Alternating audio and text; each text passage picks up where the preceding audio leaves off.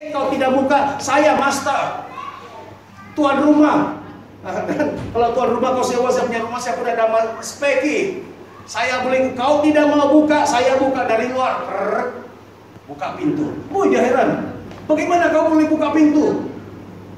Kau ini siapa? Saya lah master key. Kan? Itu sebabnya kalau di hotel kita pergi kunci, kita hilang, kita pergi di counter. Bilik saya terkunci, tidak boleh buka. Mereka kasih confirm, betulkah kita yang tinggal di sana? Oke, ini ada satu lagi kunci. Ini adalah contoh. Di bumi Tuhan beri kita ada kunci. Katakan tangan begini, buka tangan begini. Di tangan saya, ikut saya, di tangan saya, ada master key. Boleh buka semua pintu. Dalam nama Yesus. Amin. Beri kemuliaan kepada Tuhan. Haleluya. Ingat, ini yang kunci Tuhan mau beritahu kepada kita. Kedua, nanti kalau sudah pulang di surga, ini kunci adalah tanda hak milik. Ada orang kan? Oke, sekarang ini rumah sudah awak punya. Sebagai tanda ini kunci. Biasa kan? Sekarang ini rumah awak sudah booking, sudah bayar, sudah lulus semua. Sekarang ini awak punya, dia kasih kecil. Kalau rumah itu dikasih kepada kita pun, kalau tidak ada kunci, kau tinggal tengok-tengok di luar sajalah, duduk-duduk. Tapi saudara diberi kunci, itu adalah hak, tanda hak milik. Artinya di sorga, dikatakan di sorga itu ada gambarannya itu, katanya di rumah bapakku banyak tempat tinggal. Coba sebut, di rumah bapakku banyak. Coba agak-agak bayangkan, banyak tempat tinggal. Adakah rumah itu satu-satu, banglo, rumah teres, bagaimana agak-agaknya? Coba, Brother Jeremiah, yang pakar Alkitab. Dalam bahasa Inggris cakap mansion lebih besar daripada banglo lah. Mansion itu rumah yang besar. Artinya, saya buat kesimpulan, di surga nanti kita ada satu istana yang sangat besar. Kita tinggal satu rumah besar, banyak bilik-bilik. Oke, tapi kau jangan, Ibu Rita, kau ada garam tak? Di surga kita tinggal satu rumah yang besar, hotel yang besar, istana yang besar, dan ada bilik-bilik. Dikunci itu nomor berapa ini. Haleluya. Kita tidak akan berpisah, di surga tetap bersama. Tinggal di satu istana yang sangat indah, diperbuat daripada tidak tahu apa ya, emas dengan cahaya yang terang, luar biasa. Kamu dapat imagine nggak? Jalan rayanya saja sudah emas. Wah. Dan itulah kunci itu. Kunci yang kita gunakan itu di muka bumi untuk buka. Dan dia kata ada dua kegunaan dia. Satu untuk buka. Yang kedua untuk apa yang kamu buka akan terbuka, apa yang kamu ikat akan terikat, akan tutup. Artinya dia ada dua saja. Satu kunci, dua kegunaan. Untuk buka dan untuk tutup. Mana ada jalan iblis, dulu ada dari sana. Ada satu lubang di alam roh, tempat itu roh jahat keluar masuk. Kami pergi sana, pray dan tutup sama dia. Beri kemuliaan kepada Tuhan. Haleluya. Di mana dalam kehidupanmu banyak lubang-lubang iblis, di mana dia boleh serang, kita datang dan kamu pakai kuncilah. Dalam nama Yesus, saya tutup ini lubang. Ya, gunakan itu otoritas. Sudah kunci itu sudah ada di tanganmu, gunakanlah. Pegang ayat firman Tuhan ini, haleluya. Dan saat-saat akhir ini, mesbah. Orang di dalam perjanjian lama, di mana mereka pergi, mereka bangun mesbah. In the Old Testament, wherever they go, they build an altar. Di mana dia pergi untuk sembah Tuhan. Kita sebagai anak-anak Tuhan, di mana kita pergi, kita ada mesbah itu. Bukan yang diangkat-angkat di bawah-bawah, tapi ada mesbah di dalam hati kita. Dimanapun kerinduan kita sentiasa hanya mau menyembah Tuhan. Orang yang suka menyembah Tuhan, bukan yang minta-minta saja. Jangan asal bercakap buka mulut, Tuhan minta itu, minta ini, minta itu.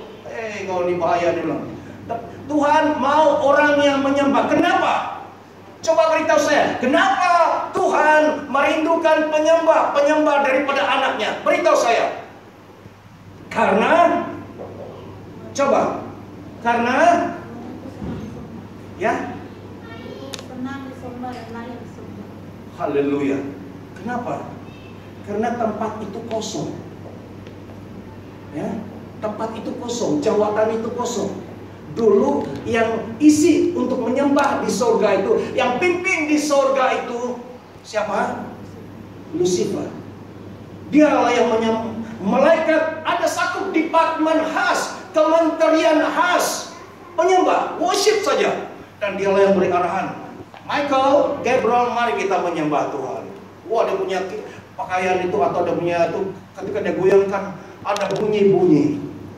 Tapi setelah si Lucifer kena lucut, sudah kena buang kerja, kena memberontak, jawatan itu tidak lagi pernah diisi. Kosong. Itu sebabnya ketika orang menginjil, orang terima Tuhan Yesus, kita injil, dia terima Tuhan Yesus, malaikat di surga happy, bersorak-sorai. Ada alasan untuk mereka bersuka cita. Itulah sebabnya kita walaupun masih di muka bumi ini, kita menyembah Tuhan. We worship Dia, menyembah Tuhan. Karena tempat itu kosong. Kita yang ganti tempat si Lucifer. Tapi jangan jadi macam si Lucifer. Oke? Menyembah Tuhan. Dan Tuhan sangat senang.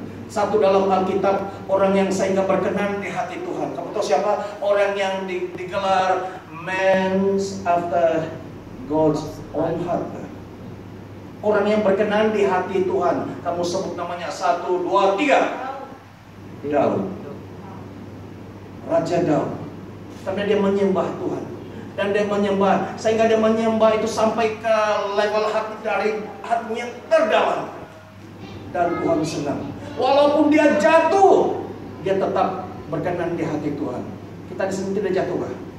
Walaupun kita jatuh, tapi kalau kita rindu, kita dari hati kita menyembah Tuhan, kita tetap bukan hanya diterima oleh Tuhan, tapi berkenan, special di hati Tuhan. Kamu tahu kalau orang spesial di hati Tuhan, dia akan ingat kau selalu. Siapa yang spesial di hati kau? Sharon, Yesus, ya. Kemudian yang lain-lain, lepas itu yang lain-lain lagi lah. Yang lain di belakang dulu, kasihan ya. Suami saya di belakang. Iya, suami di belakang. Sudah ketawa. Sorry ya, mungkin yang nampak ini YouTube, sorry ya. Ya, Yesus dulu. Ya, Yesus nomor 1. Tuhan tahu dalam hati kita siapa nomor 1. Kalau kita kasih nomor 1 Yesus, apa Yesus buat? Dia kasih kau nomor 1 juga. Adil kan? Coba kamu kasih nomor 3 Tuhan Yesus. Kau jangan heran dalam hidupmu. Selalu nomor 3. Kenapa orang lain semua maju, saya ini tidak maju-maju? Set dalam pikiranmu, Yesus yang terutama, Yesus yang paling tinggi, Yesus yang nomor 1. Yesus akan balas kau tetap menjadi nomor 1. Beri kemuliaan kepada Tuhan. Haleluya. Haleluya. Adil bukan? Adil kalau kita meninggikan Dia, beri yang terbaik, Tuhan juga balas itu. Dia kata, firman Tuhan mengatakan tadi, Tuhan membalas menurut perbuatan. Menurut perbuatan, bukan iman-iman saja. Iman tanpa perbuatan adalah mati. Imanmu mengatakan, saya mau jadikan Yesus nomor 1. Tidak cukup, mesti tindakan kita juga menunjukkan Tuhan Yesus nomor 1. Yesus nomor 1. Saya pun mau nomor 1 datang ke gereja, walaupun jauh-jauh dan sederhana. Haleluya. Ingat, ini adil, fair. Kalau kita kasih nomor 1 Tuhan Yesus, kau tetap menjadi nomor 1. Kau paling tinggikan Tuhan Yesus akan tinggikan. Adil. Kau jangan mengharapkan, kita jangan mengharapkan bahwa Tuhan akan memberkati, mengutamakan Tuhan Yesus, saya Kristen dari jemaat RKC. Tapi kalau kau buat Tuhan Yesus nomor 2, nomor 3, apa aku peduli katanya. Itu sebabnya saya membawa kamu. Saya tidak mau banyak cakap, saya membawa kamu terus kepada Dia punya inti. Ya. Di akhir zaman ini, Ini mungkin ini pesan terakhir, tidak tahu. Tapi saya minta tolong kepada kamu semua, dalam kamu sibuk-sibuk, pastikan kamu tidak miss flight. Pastikan kamu sudah berada di ruangan tempat menunggu. Apa itu? Yang tempat dipaca itu. Duduk di sana diam-diam. Jangan pergi mana-mana kecuali pergi tandas. Kau jangan lagi pergi shopping. Tinggal tunggu panggilan, kau shopping lagi sana, jalan sini, jalan pergi turun bawah. Sehingga dipanggil tidak dengar suara. Kau balik sudah tidak ada. Karena saat ini masanya anytime panggilan. Siapa pernah miss flight? 1, 2, 3. Yang ketinggalan pesawat, ketinggalan 1, 2. Bagus kan pengalamannya? Enggak. Saya juga pernah. Wah, terus saya mau beli lagi tiket. Dan katanya ini jamnya tidak ada, nanti tunggu lagi. Kalau sekarang minta maaf lah, flightnya sudah jarang. Kau kena beli nanti tunggu 1 hari, 2 hari. Ini yang terjadi. Tapi ini tidak ada lagi peluang, tidak ada tunggu 2-3 hari. Sekali kita miss flight pengangkatan itu, bye-bye. Oke, ini pesan serius, pesan terakhir karena tidak tahu. Tiba-tiba nanti akan datang begitu halus, begitu lembut, mula-mula no mas, tidak boleh masuk. Nanti tidak lama katanya kamu tidak pakai mas lagi. Wah haleluya, tapi pakai tanda emak. Lebak pun emak lah. Tidak ada tanda. Pakailah tanda. Saya sudah biasa juga dulu pakai emas. Sekarang ini emas itu leceh lah, menyusahkan. Sekarang pakai tanda saja, masuk sedikit macam bentuk beras kecil. Masuk sini kan senang. Tapi ketika dia dimasukkan tubuh baik Roh Kudus ini itu masuk, dia kontrol seluruh hidupmu. Kau tidak boleh lagi kontrol hidupmu sendiri. Di mana kau pergi dia kontrol, dia tahu kau di mana. Dia tahu uangmu, dia tahu kesehatanmu, dia tahu di mana kau pergi, dia tahu semua. Dia tahu kau pergi gereja, dia tahu kau berdoa. Wah, habislah menderita sekali. Kecuali kau kukurik sendiri, buka atau potong tangan.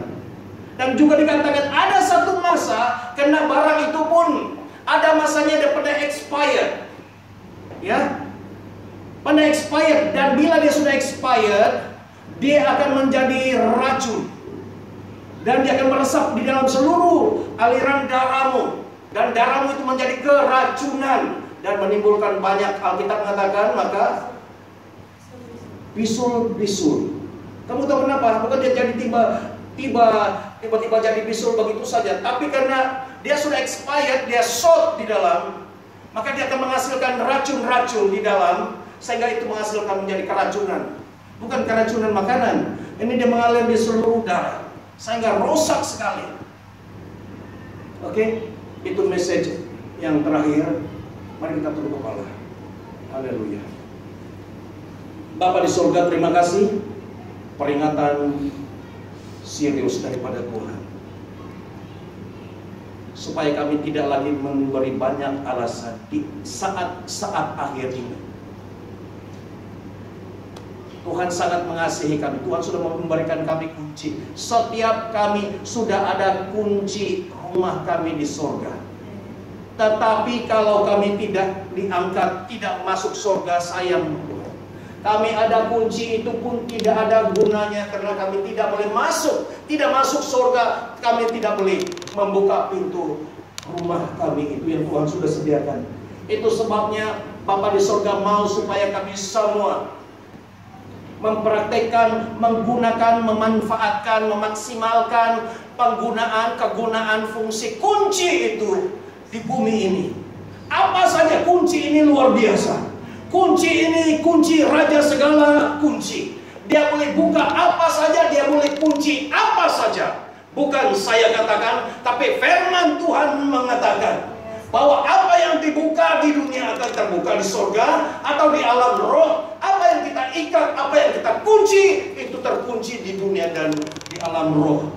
Bapa di surga, terima kasih untuk pernyataan ini. Dan biarlah Tuhan kami imani bahwa kunci di tangan kami ini menjadi otoritas bagi kami. Dan berdasarkan firman itu Tuhan, apa yang memblok jalan kami, jalan buntu, tidak ada jalan, bahkan COVID-19 ini, bahkan pasangan, ada bapak-bapak yang ada di Singapura, kami mau praktikkan kunci ini Tuhan. Inilah masanya. Kami mau praktik betul atau tidak kunci daripada Tuhan ini. Yang memang tidak boleh dibuka. Kerajaan Singapura tidak boleh buka. Kerajaan Malaysia tidak boleh buka. Tapi kerajaan di surga boleh buka. Oleh itu kami terus berdoa. Kami beriman. Doa orang yang percaya. Jika dengan yakin, maka sangat besar kuasanya. Kami buka pintu-pintu yang terkunci itu di dalam nama Tuhan Yesus, supaya apa yang terkurung, apa yang terhalang itu bisa bebas, bisa lepas. Terima kasih, beri kemuliaan kepada Tuhan. Haleluya, haleluya, haleluya. Terima kasih Bapa di surga. Terima kasih Tuhan. Di dalam dan atas nama Tuhan Yesus Kristus kami berdoa. Haleluya. Kita sama-sama katakan amin, amin. Kita akan mengadakan kutipan persembahan sementara